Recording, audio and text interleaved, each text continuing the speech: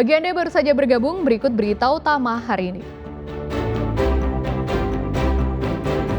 Korban penganiayaan dan pembunuhan di Nganjuk merupakan anak dan istri polisi. 2 korban meninggal sudah dimakamkan.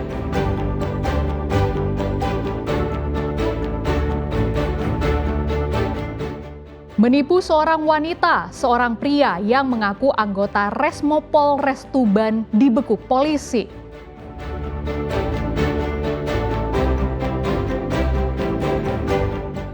Identitas kependudukan banyak yang hilang. Dispenduk Capil Lumajang melakukan perekaman ulang identitas para pengungsi Semeru.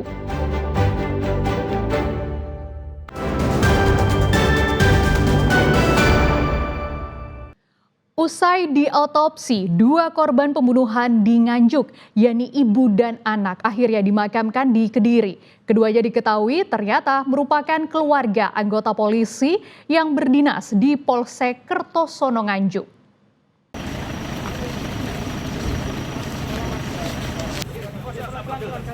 Duka mendalam menyelimuti rumah keluarga Aibda Iswandi di Kecamatan Purwo Asri, Kabupaten Kediri, Rabu malam. Isak tangis pecah saat jenazah Elvi Nurhayati dan anaknya Elinda Jelsa Ika Eldianti tiba di rumah duka. Kedua korban langsung dimakamkan di tempat pemakaman umum desa setempat. Keluarga tak menyangka kerabat mereka harus meregang nyawa secara tragis. Aibda Suwandi yang berdinas di Polsek Kertosono Nganjuk dikabarkan telah pisah ranjang dengan istrinya. Selama pisah ranjang, istri dan kedua anaknya tinggal di rumah indekos. Saat prosesi pemakaman, Kabak SDM Polres Nganjuk bersama jajaran hadir untuk menyampaikan bela sungkawa mendalam atas musibah yang menimpa keluarganya. Rabu malam, polisi menangkap pelaku, namun saat ini masih dalam penyelidikan untuk mengetahui motif pembunuhan tersebut. Saya mewakili Bapak Kapolres. Saya Kabak SDM Polres Nganjuk, Kompol Burhanuddin, mengantarkan jenazah almarhum Ibu Elvi sama Dinda yang meninggal dunia tadi malam. Alhamdulillah proses pemakaman malam ini adalah berjalan lancar dan rekan-rekan sudah melihat tidak ada kendala.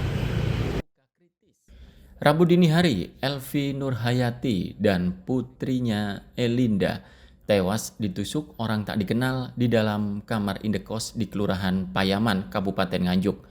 Sementara satu korban lain, Elsa Dwi Intan, saat ini kritis dan masih menjalani perawatan intensif. Danu Sukendro dan Sri Rama melaporkan dari Kediri. Sesosok mayat wanita lansia ditemukan di Damblok Agung, Banyuwangi. Saat ditemukan, mayat korban tersangkut sampah dan bambu yang terseret banjir. Evakuasi dilakukan dengan hati-hati agar petugas tidak terpeleset dan terseret arus sungai.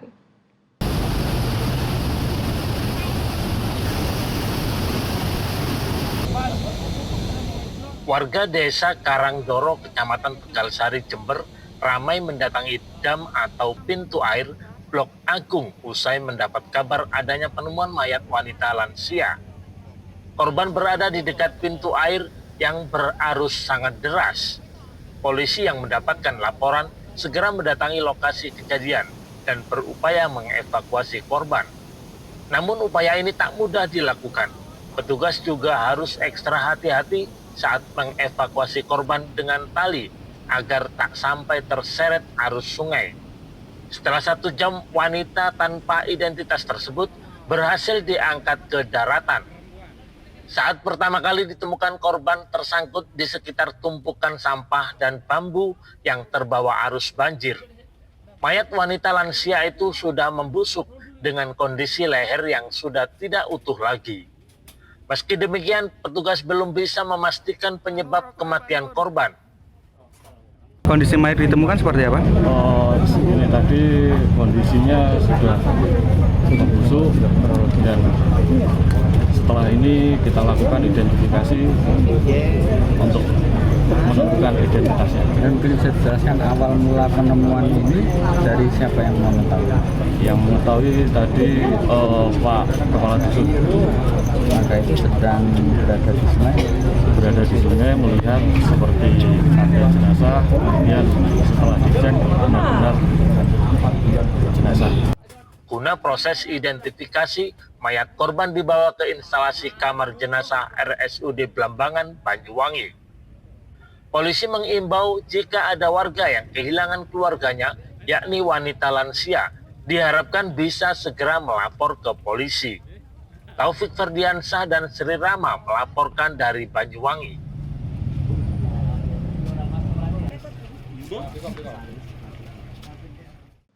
Penyamaran seorang pria yang mengaku anggota Resmo Polri berakhir saat Satreskrim Polres Tuban melakukan penyergapan di depan rumah pelaku di Magetan. Pelaku dilaporkan seorang wanita karena telah melakukan penipuan hingga ratusan juta rupiah.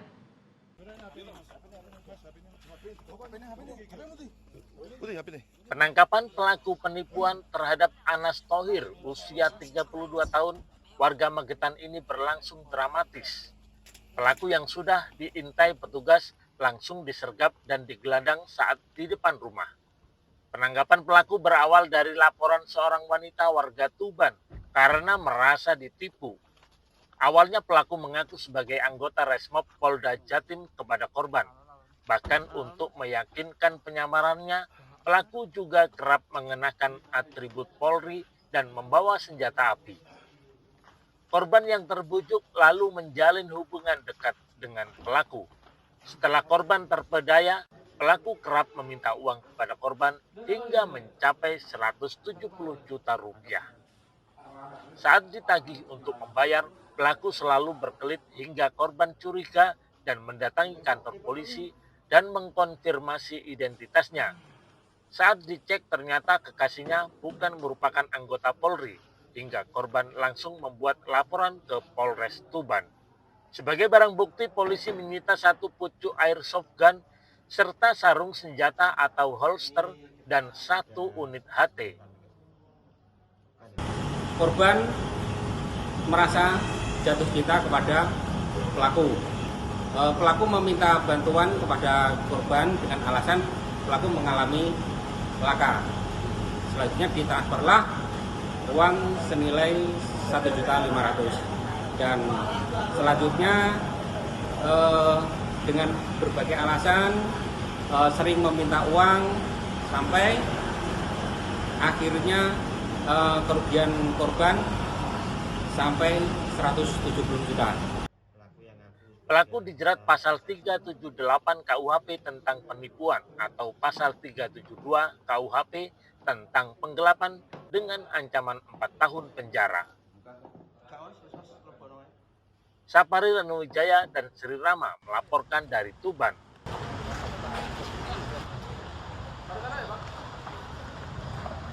Pemerintah Kabupaten Lumajang membuka layanan rekam ulang administrasi kependudukan di posko pengungsian erupsi Gunung Semeru. Hal itu karena banyak kartu identitas penduduk yang hilang maupun rusak saat erupsi Semeru terjadi.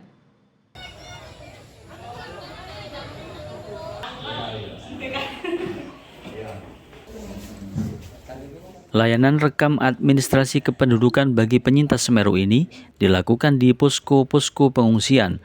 Kegiatan ini diprakarsai oleh Dinas Kependudukan dan Pencatatan Sipil Lumajang, serta Satgas Tanggap Darurat Erupsi Gunung Semeru.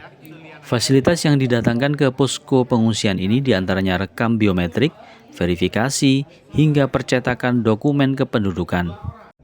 Layanan ini dilakukan untuk membantu warga mendapatkan kembali kartu identitas seperti KTP, kartu keluarga hingga akte lahir yang hilang maupun rusak tersapu awan panas Semeru. Dipoto mau bikin KTP. Untuk KTP-nya itu sebelumnya? Habis terendam rumah. Bisa keluar cuma baju 1, pakai aja. KTP sama kakak? Nggak ada.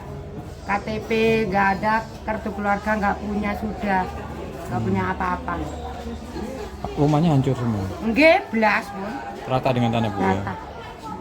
Ya sembarang nggak bisa ada yang keluar, sepeda 4, sembarang lembu, kambing, habis sudah. Untuk melakukan tracking, pengecekan bagaimana data-data pribadi dari saudara-saudara kita. Karena dimungkinkan pada saat terjadi bencana, beliau tidak mungkin bisa mengamankan dokumen admin dukcapilnya, sehingga kami Lumajang melayani sebagaimana misi dari Bapak Bupati dan Wakil Bupati Lumajang, melayani dari sisi pencatatan, dari sisi tracking untuk administrasi kependudukan. Layanan jemput bola ini dilakukan untuk mempercepat proses penanganan dan pemulihan pasca erupsi. Dengan adanya identitas kependudukan, para penyintas erupsi Semeru bisa memiliki kembali dokumen administrasi kependudukan untuk tetap bisa mengakses program bantuan sosial. Nur Salim dan Sri Rama melaporkan dari Lumajang.